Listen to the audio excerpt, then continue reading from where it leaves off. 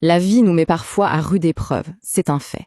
Mais ce qu'on oublie souvent, c'est qu'il existe en chacun de nous une capacité intérieure très puissante pour guérir et rebondir. C'est la résilience. Et si notre propre voix était justement la clé pour activer cette force?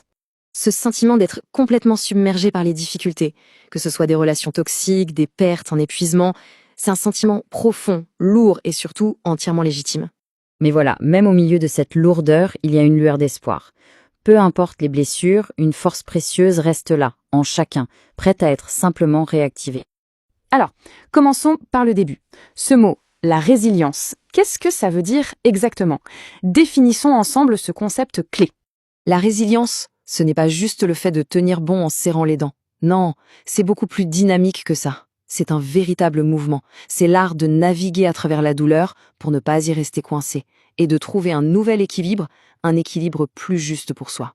Et celui qui a vraiment mis en lumière ce concept, c'est Boris Cyrulnik. Ses travaux ont littéralement révolutionné notre façon de comprendre comment on peut se reconstruire après un traumatisme.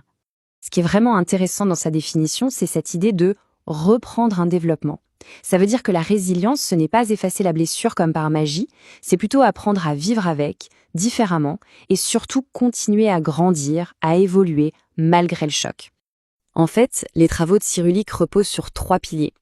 D'abord, la neuroplasticité. C'est cette idée géniale que notre cerveau peut se recabler à tout âge.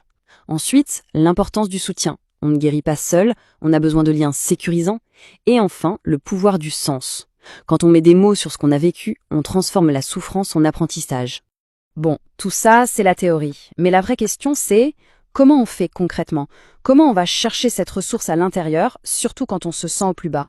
Eh bien, une des réponses, et elle peut paraître surprenante, se trouve dans une alliée qu'on a tous, notre voix.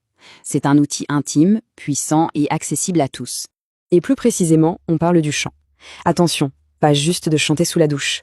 Le chant thérapeutique, c'est une pratique vraiment profonde, qui aide à renouer avec sa force intérieure et à, justement, activer sa résilience.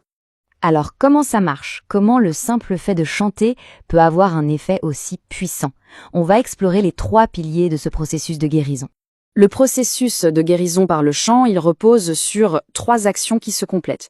D'abord, on exprime et on libère, ensuite, on se reconnecte à son corps, et enfin, on pose une intention consciente. Le premier pilier, c'est l'expression. Vous savez, quand les émotions sont bloquées à l'intérieur, elles créent une tension immense. C'est comme un barrage. Le chant, lui, va au-delà des mots. C'est un canal direct pour libérer tout ça, pour laisser le barrage céder, et l'énergie circuler de nouveau. Le deuxième pilier, il est physique. C'est la reconnexion au corps. Le stress et les traumatismes, ça nous coupe de nos sensations, ça nous crispe. Avec le chant, la respiration profonde et les vibrations sonores qui parcourent tout le corps viennent calmer le système nerveux. Ça ramène un sentiment de calme et surtout de sécurité. Et enfin, le troisième pilier, l'intention. C'est un point crucial. En dirigeant consciemment son attention sur la guérison, on arrête de subir. On agit. C'est un acte vraiment puissant pour reprendre son pouvoir personnel. Et quand on met ces 3 piliers ensemble, on arrive à quelque chose d'absolument essentiel. On se réapproprie son histoire, on reprend son pouvoir. Il faut absolument se souvenir d'une chose. Le chemin de la résilience, ce n'est pas un chemin solitaire. Au contraire, chercher du soutien, que ce soit à travers une thérapie ou une pratique comme le chant, ce n'est pas une faiblesse, c'est une immense preuve de force. Et c'est peut-être ça le point le plus important.